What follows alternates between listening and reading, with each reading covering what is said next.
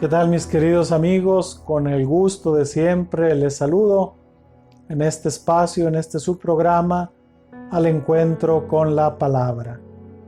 En la cápsula anterior nos detuvimos un poco en la destrucción del reino del sur, hacia el año 586-587, por parte de los babilonios, por parte de los caldeos.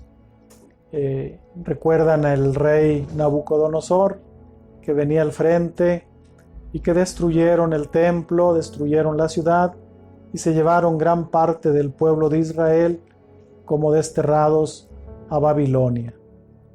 Decíamos cómo ese momento ha sido el más doloroso para el pueblo de Israel, el ver destruido su templo, porque el templo era la presencia de Dios, el ver destruida la ciudad, pero sobre todo el no tener la libertad para poder hacer, para poder moverse en lo que ellos hacían continuamente.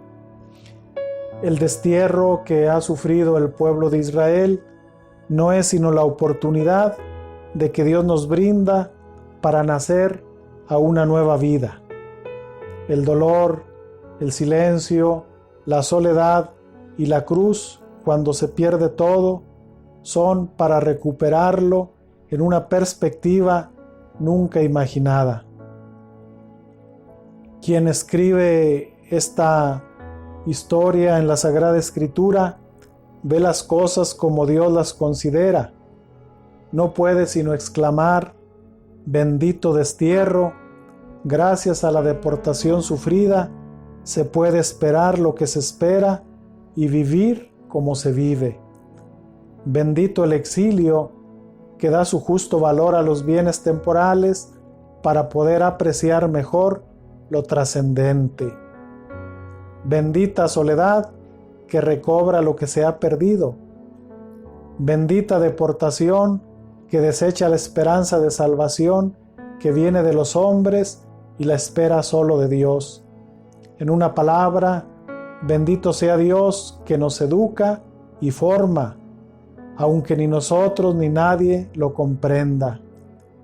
El sufrimiento no es para matarnos, sino para hacer morir en nosotros lo que no nos deja vivir.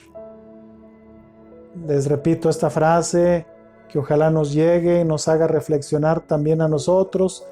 El sufrimiento no es para matarnos, sino para hacernos morir en nosotros lo que no nos deja vivir. Gracias al destierro, el hijo que estaba muerto, el pueblo de Israel, vuelve a la vida y se recobra al hijo fugitivo. Pues bien, en este momento quiero hablarles de otro pedazo de la historia de Israel, porque el imperio de los babilonios tampoco dura tanto. Luego surge otro imperio que son los persas. Y en el imperio persa surge un rey benévolo llamado Ciro. Estamos hacia el año 539 antes de Cristo. Han pasado muchos años de destierro, desde el año 586, 587 hasta el 539. Pero cómo Dios se vale ahora de un rey, del rey Ciro, rey persa, para llamar a todos los desterrados en Babilonia para que vuelvan ahora a Israel, que vuelvan a Jerusalén. Ciro será llamado por el autor bíblico como el ungido, un título que solamente se daba a los reyes de Israel, a los reyes de Judá, y sin embargo a Ciro se le da este nombre de el ungido. ¿Por qué? Porque Dios lo elige como un instrumento para que vuelva el pueblo de la esclavitud, del destierro, vuelvan a Jerusalén. Aquí habrá ciertamente personajes claves personajes importantes. Uno de ellos es Zorobabel. Otros dos personajes, Esdras y Nehemías. Son tres personajes claves en este momento. Ahora, después del destierro, viene la alegría, viene el júbilo. Les leo una parte del Salmo 126, donde se expresa con esta alegría. Cuando Dios hizo volver a los cautivos de Sión, como soñando nos quedamos.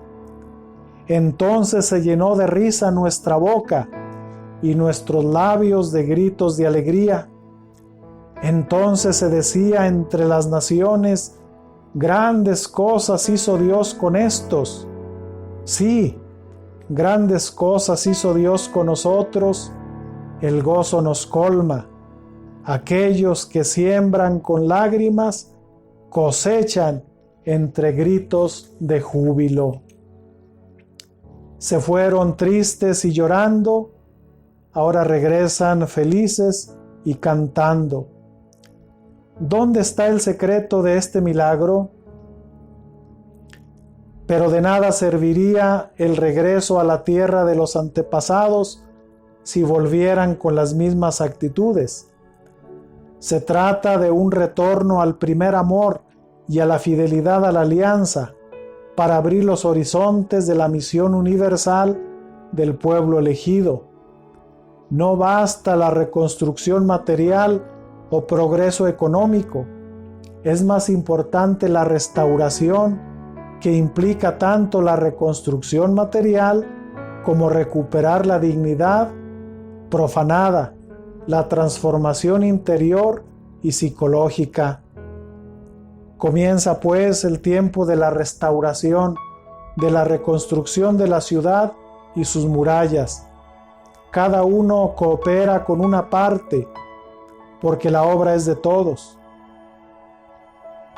Los samaritanos, que eran los enemigos de los habitantes de Jerusalén, se burlan y se oponen, pero en lugar de desanimarlos, sienten la seguridad de que sí se puede. El hacerlo por ellos mismos restituye la autoestima erosionada por la deportación. Siempre hay samaritanos que se oponen a la restauración de nuestras propias murallas. ¿Qué es lo que hace el pueblo de Israel? Lo primero que hacen es reinstalar el culto para darle el lugar a Dios. Así comienza toda verdadera reconstrucción, dándole el lugar a Dios que le corresponde en nuestra vida.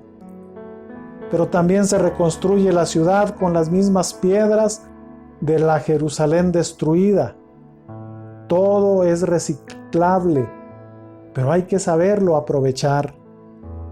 Ya no lloran y se lamentan por lo que les hicieron los babilonios, sino que reconstruyen su hogar, aunque se opongan los samaritanos.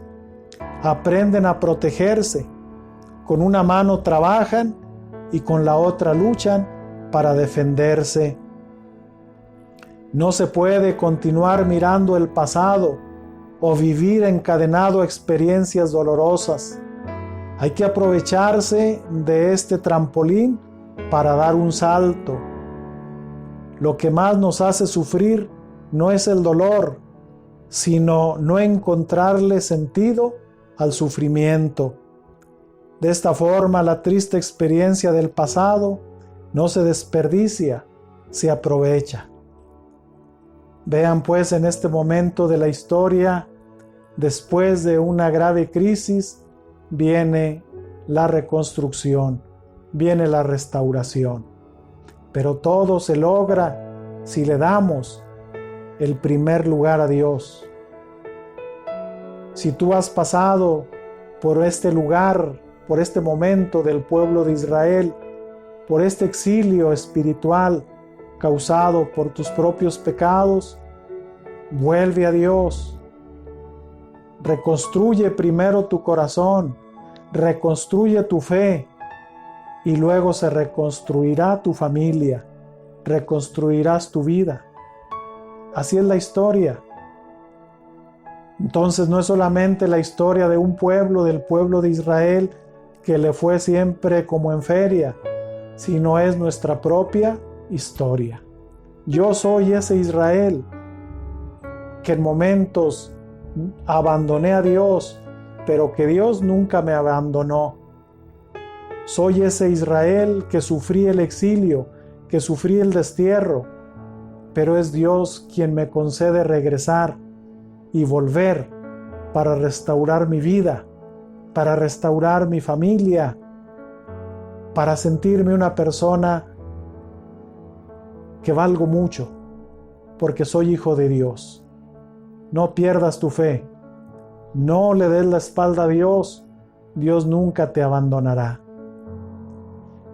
Te invito pues a que nos sigas en nuestras redes sociales, página de Facebook en la diócesis de Gómez Palacio, página de YouTube de la misma diócesis y en la cuenta personal de un servidor, Julius Carrillo.